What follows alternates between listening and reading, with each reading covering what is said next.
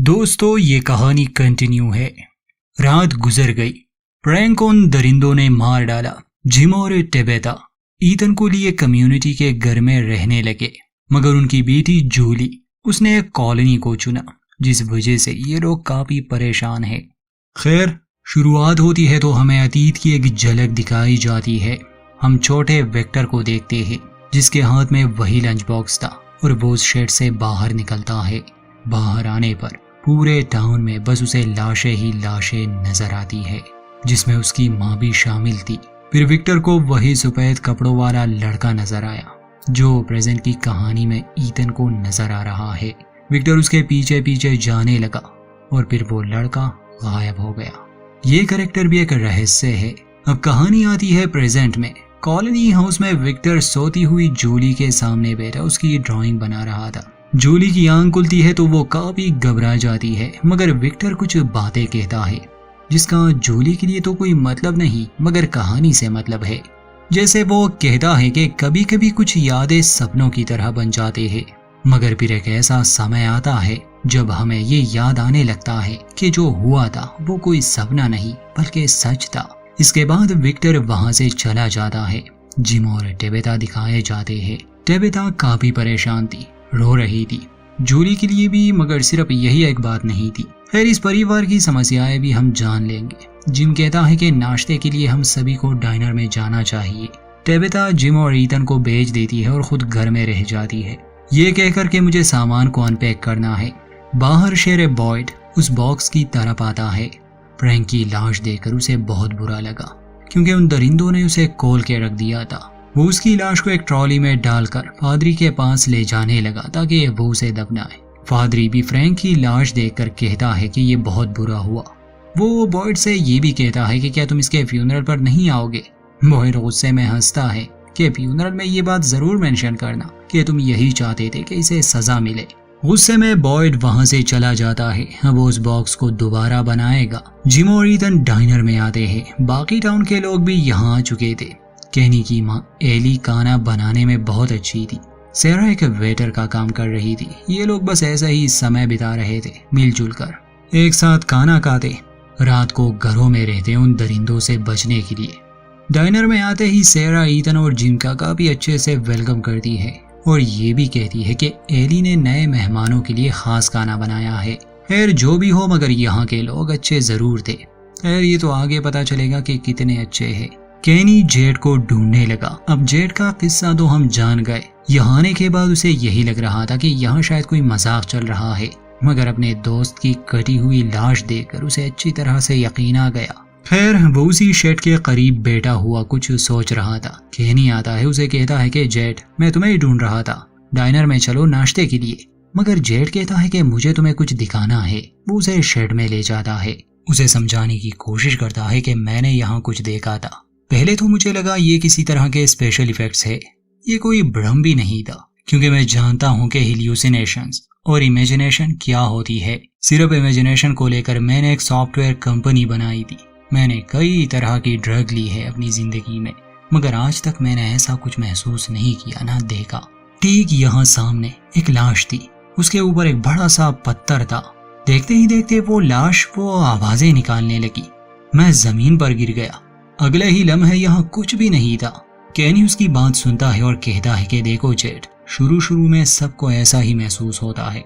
तुम्हें लग रहा होगा जैसे यहाँ ये राक्षस सबसे खतरनाक चीज है, मगर ऐसा नहीं है। ये जगह ये इंसान को बदल देती है। तुम्हें यहाँ रहना सीखना होगा। अगर नहीं किया तो यकीन मानो तुम पागल हो जाओगे, और ऐसे बहुत से लोग थे जो पागल हो चुके हैं। केनी जेड को पुलिस स्टेशन ले जाता है उसे कुछ दिखाने।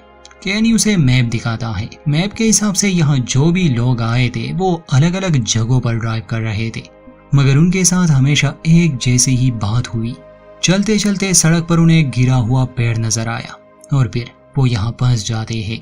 वो कहता है कि हम सभी ऐसे ही यहाँ आए थे। जेड ये सब सुनकर हैरान था, उसे यकीन नहीं आ रहा था। कहता है कि ये मुमकिन ही नहीं, मुझे इस पर बिल्कुल भी विश्वास नहीं, और मैं यहाँ से निकलने का कोई रास्ता निकाल लूंगा। तभी टेबल पर पड़े रेडियो में थोड़ा सा स्टैटिक आता है। केनी कहता है कि कभी कभी ऐसा होता है। जेड रेडियो को उठाकर वहां से चला गया। शायद उसके पास कोई प्लान था। सीन डाइनर पर शिफ्ट होता है जहां जिम और ईथन ब्रेकफास्ट कर रहे थे। जिम को बाथरूम जाना था, पर ईथन जब अकेला था तो विक्टर उसके पास आता है और उसे एक ड्राइंग दिखाता है। ड्राइंग में वही छोटा लड़का था। विक्टर पूछता है कि क्या तुमने इसे देखा? ईथन हाँ में जवाब देता है। विक्टर कहता है कि इसका मतलब कि वो सच है। बचपन में जब यहाँ विक्टर ने कत्लेआम का वो मंजर देखा था तब उसे ये बच्चा नजर आया था। विक्टर को लग रहा था कि शायद वो सब एक सपना था, मगर अब जब ईथन ने उसे लड़के का जिक्र किया तो इसका मतलब कि वो सच है और बचपन में वो विक्टर को भी दिखा था और ये सिर्फ बच्चों को ही नजर आता है। विक्टर कहता है कि हमें उस लड़के को ढूंढना होगा, वो हमारी मदद कर सकता है। अब वो लड़का कौन है या फिर क्या है ये बाद में पता चलेगा। तभी जिम वॉशरूम से बाहर निकलता है। विक्टर को वहां देखकर गुस्से से उसका दिमाग खराब हो जाता है। पहले तो वो विक्टर की काफी इंसल्ट करता है, उसे मारता है और वहां से भगा देता है। कहता है कि अगर आइंदा तुम इसके आसपास भी दिखे तो जान ले लूंगा। डाइनर में बैठे लोग ये सब देख रहे थे, मगर जिम को अपने बच्चे की फिक्र थी और विक्टर एक अजनबी है जिस पर भरोसा नहीं किया जा सकता। मार खा के विक्टर तो वहां से चला गया। घर में टेबेता जब सामान को अनपैक कर रही थी उसे जूली के कुछ कपड़े मिल जाते हैं, जिसे देखकर वो भावुक हो गई और उसे मिलने वो कॉलोनी हाउस चली गई। वहां जूली भी अब थोड़ी सी उदास थी। ऐसा लग रहा था जैसे कॉलोनी को चुनना सही नहीं था। खैर फातिमा उसे बाहर ले आती है। तब टेबेता आती है, जूलिया से मिलती है। टेबेता कहती है कि बेटा अभी भी देर नहीं हुई, हम बॉयड और डोना से कह देंगे तुम हमारे साथ रहने आ जाओ। ये बात सुनकर जूली को गुस्सा आता है। कहती है कि आप हमेशा ऐसा क्यों करती है? टेबेता पूछती है क्या? तो जूली कहती है कि मुझे आप एक छोटी बच्ची समझती है। बेचारी जूली जो खुद से कुछ नहीं कर सकती और अगर फैसला भी करे तो उस पर भी पछताती है। मैं यहाँ बहुत खुश हूँ और यहाँ रहने का फैसला भी मैंने तुम लोगों की वजह से लिया। हाँ मॉम, मैं जानती हूँ तुम और डैड डिवोर्स ले रहे हैं, यही वजह है कि मैंने यहाँ रहना चुना। ये सब कहकर जूली वहां से चली जाती है। फातिमा थोड़ी दूर खड़ी थी। उसे अंदाजा हो जाता है कि माँ बेटी के बीच झगड़ा हुआ। फिर वो टेबेता के पास आती है और जो स्वेटर वो जूली के लिए लाई थी फातिमा उसे ले लेती है, ये कहकर कि ये मैं उसे दे दूंगी। टेबेता काफी दुखी थी। वो घर वापस आती है, दरवाजे पर ही बैठ जाती है। नाश्ता करने के बाद जिम और ईथन भी घर लौट आए। टेबेता को दुखी हालत में देखकर जब जिम उससे हाल पूछता है तो टेबेता कहती है कि मैं जूली से मिलने गई थी। जिम वो जानती है हमारे बारे में। जिम उसे शांत करने की कोशिश कर रहा था, कह रहा था कि कोई बात नहीं, सब ठीक हो जाएगा। जिस पर टेबेता भड़क जाती है कि कुछ भी ठीक नहीं होगा, तुम ऐसे बात मत करो जैसे कुछ हुआ ही नहीं। जिम को भी गुस्सा आ जाता है और दोनों का झगड़ा शुरू। ईथन घर के अंदर था तब पीछे के दरवाजे से विक्टर ईथन को बाहर आने का कहता है और ये भी कि तुम्हें और मुझे जंगल में जाना होगा। ईथन पूछता है कि क्यों? विक्टर बताता है क्योंकि वो बच्चा सिर्फ तुम्हें ही नजर आता है। ईथन जाना नहीं चाहता था कि मुझे इजाजत नहीं है, मगर विक्टर उसे जाने के लिए राजी करता है कि तुम्हें जाना ही होगा। बाहर जिम और टेबेता का झगड़ा चल रहा था। जब वो घर में आती है ईथन वहां नहीं था, उसकी बैसाखी वहां थी। दोनों घबरा जाते हैं और उसे ढूंढने लगे, उसे आवाजें देने लगे। शेरिफ बॉयड दिखाया जाता है जो फिर से उसी बॉक्स को बना रहा था। फादर उसके पास आते हैं और कहते हैं कि बॉयड तुम्हें मुझे जो भी बुरा भला कहना है, गालियां देनी है, कोई बात नहीं, मगर तुम खुद को सजा नहीं दे सकते। जो हुआ उसमें तुम्हारी कोई गलती नहीं थी। बॉयड को गुस्सा भी बहुत आया था कि तुम और कुछ मत कहना क्योंकि मामला पर्सनल था। असल में ये बॉयड की पत्नी के बारे में था, उसके साथ कुछ हुआ था। वो कहानी आने वाले एपिसोड्स में पता चलेगी। फादर उसे समझाता है कि देखो तुम्हारे आने से पहले हम ऐसे नहीं जीते थे। तुमने इस टाउन को बनाया, तुमने सबकी जान बचाई, माना कि तुम्हारी पत्नी की जान चली गई, तुम्हें कीमत चुकानी पड़ी। अब जो हो गया सो हो गया, तुम्हें और लोगों के बारे में सोचना होगा। ये सारी बातें कहकर फादर वहां से चले जाते हैं और बॉयड हमें काफी परेशान दिखाई देता है, बल्कि उसका एक हाथ भी कांप रहा था। अब जाते हैं जंगल में।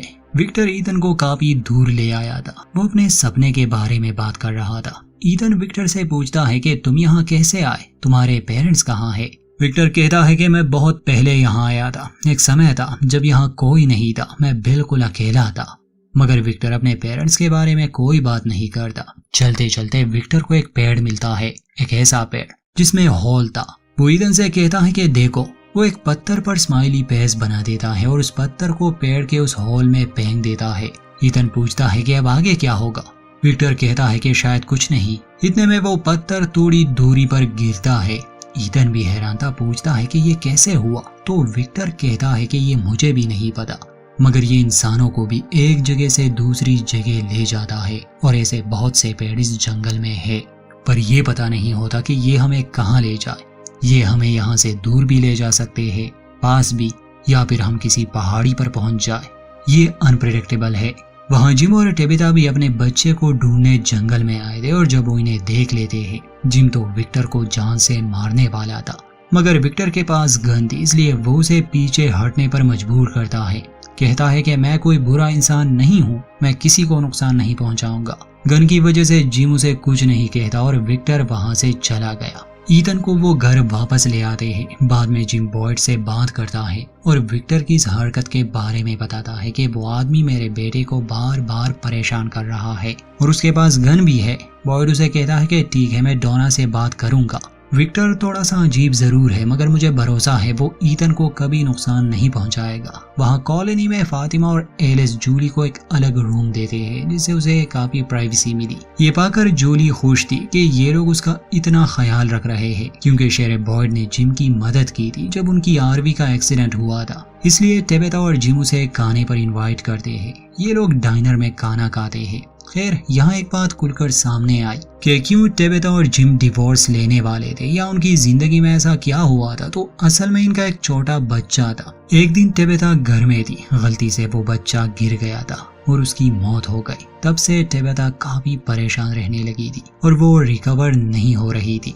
समस्याएं बढ़ती गई और अब बात डिवोर्स पर आ गई। इनका ये ट्रिप तो बस एक बहाना था ताकि ये अपने बच्चों को ये बात समझा सके कि हम अलग हो रहे हैं, मगर इनकी किस्मत में कुछ और ही लिखा था। खैर, शेर बॉयड को किसी काम से बाहर जाना पड़ा। जिम और टेबेता रह जाते हैं। डाइनर में एक अजीब सी बात होती है। जब सेरा को कुछ होने लगा, उसके एक हाथ पर लिखा हुआ आता है कि किल द बॉय, मतलब वो ईथन को मार दे। ये देखकर तो सेरा काफी घबरा जाती है, मगर अगले ही लम्हे वो शब्द उसके हाथ से गायब हो चुके थे। सेरा वहीं गिर गई और बेहोश हो गई। शेर बॉयड को डोना ने बुलाया था क्योंकि विक्टर को पता नहीं क्या हो गया। वो 6 कब्रें खोद रहा था, जैसे कि 6 लोग मरने वाले हो।